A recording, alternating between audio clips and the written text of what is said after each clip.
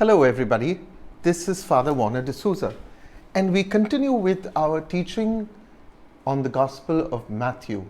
We are in chapter 13 verses 31 to 35.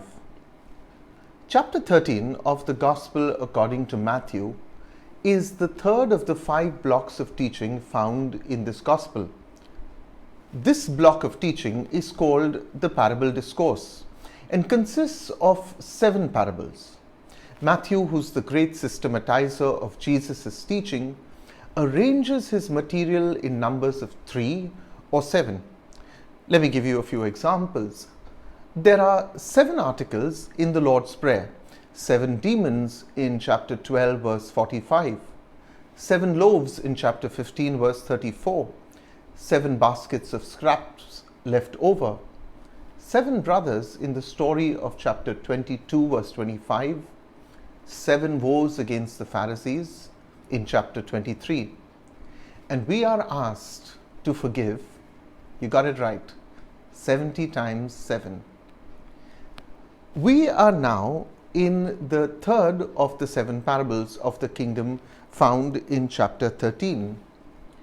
And already one has seen that the kingdom of God cannot be boxed into a set of predictable characteristics, for it is this and much more.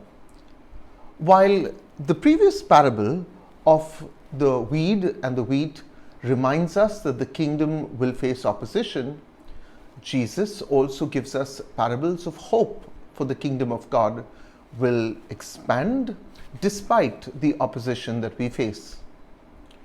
Today's readings contain 2 parables of expansion of the kingdom, one outward, that is the mustard seed, and one inward, the parable of the east.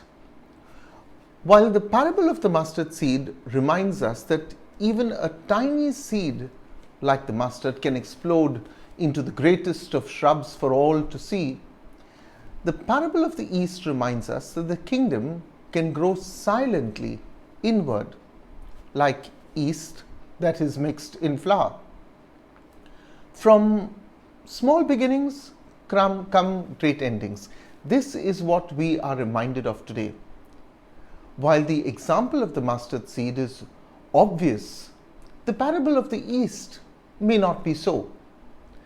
You see, at the time of Jesus, leaven, rather than the tidied English translation yeast, was used to prove bread.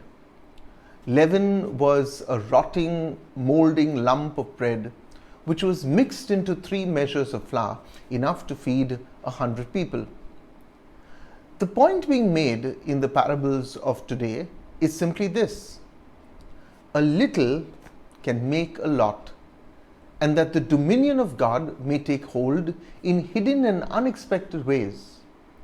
For God's ways, my dear friends, are not our ways. Have a blessed day.